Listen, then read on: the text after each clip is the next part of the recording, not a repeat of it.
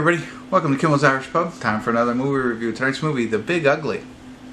I don't know, but it has Vinnie Jones in it, who's like a big scary guy. You've seen him in a lot of different things. I wouldn't know his name unless I read it right here. Malcolm McDowell, he's in a lot of different things. Ron Perlman, who's the first Hellboy and Sons of Anarchy. I saw him on a plane. Did I ever tell you that story? I'm sure I did. And there's somebody else in it. Oh, Bruce McGill, who Quantum Leap. Well, I think, right? Yeah, that's a throwback there for you. But anyway, that's who I recognize in it. But it's 4 out of 10 on IMDb. Not good, but only 191 people have viewed it so far.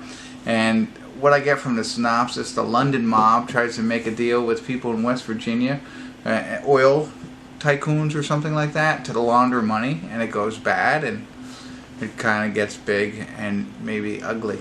I don't know. Hour and 46 minutes long, very low expectations. I think it's going to be action, and a lot of shooting and stuff like that, so why not? Let me get into it, find out what it's really about, give you a better idea, and then ultimately let you know what I think and tell you if it's worth watching. Stick around, I'll be back.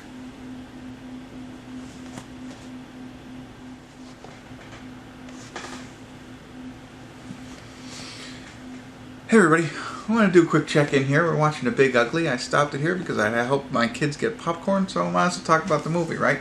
38 minutes, 7 seconds. A little earlier than usual, but it's a little bit different than what I thought it was. The beginning of it is, some of the London mob coming over. That's Vinnie Jones and everybody else coming over and meeting with Ron Perlman, who's the oil guy. And that's where they're laundering money. So basically they bring their money over and they sell them an oil field or something like that. I don't know.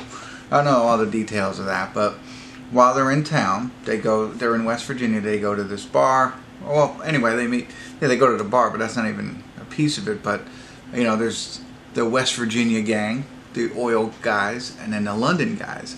And the London guys bring some girls with them, girlfriends or wives or whatever. The West Virginia, one guy in particular starts, scamming on the girls. And what turns out happens is one of the girls ends up dead. Vinnie Jones's girlfriend. And so it's more now about kind of revenge, him going after, trying to find out what happened to her, than what I thought was originally like a mob kind of movie. It's more of a revenge type movie, I think, so far. Now, we don't know what happened to her. Of course, the way the movie sets up, it's the Ron Perlman's kid, who's the oil guy. He looks to be at fault for it because he was the one who was hitting on her and at the bar with her late night kind of thing. But we don't know that for sure. And so he stuck around. Instead of going back to London, he stuck around to try and figure this all out. And so that's interesting. And I will say this. When you see the guy Ron Perlman's kid, the suspect, I will call him for this point because I can't remember his name, kind of skinnier guy, next to Vinnie Jones, I think that's his name, right? He's always big and scary and tough. Well, they almost allude to the fact that this skinny guy could beat him up. I guess because he's a little bit older, but I'm not buying it. First scene is Vinnie getting into a bar fight, just wrecking the guy, and then all of a sudden he might not be able to take the skinny kid. So I don't know. I'm getting too deep into it with only 38 minutes into the film. Let me get back to it here, see what happens from here on out, and stop in if anything interesting happens. If not, I'll check you at the end and give you my final thoughts. Stick around.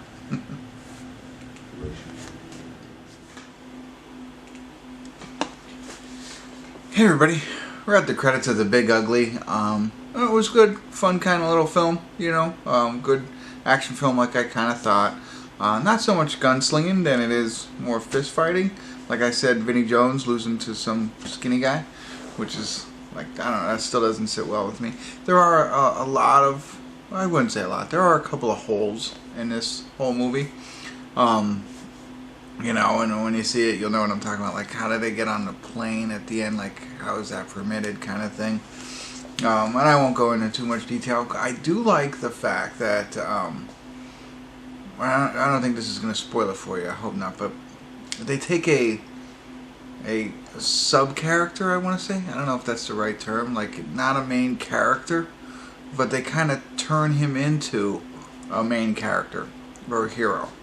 I thought that was kind of neat. I like that aspect. You don't see that too often. I mean, normally you can tell who are going to be the heroes and stuff like that, and they're pulling people out. Well, they kind of pull a wool over your eyes here, and then boom. I like that. So watch for that. See if you know what I mean. I thought it was an interesting plot line. You know, I enjoyed a lot of it, but there are some holes, and it drug on a little bit. That was the other piece of it. So I thought it took a little bit longer than it should have. And then how they decided to end it was okay. I mean, it could have went a couple of different ways, and I thought it was pretty okay. I mean, I don't know. I don't want to give any more away than that.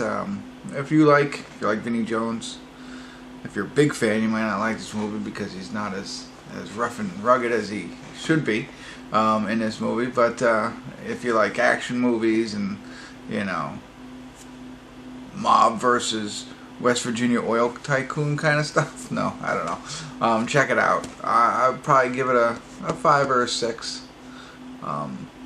That's it. That's what I got for you. I don't think I need to go on any further. Hopefully it was helpful. If you saw it, let me know. I'd love to hear your thoughts on the film. And that's it. If you haven't already, subscribe to my channel and continue to come back. Kimmel's Irish Pub.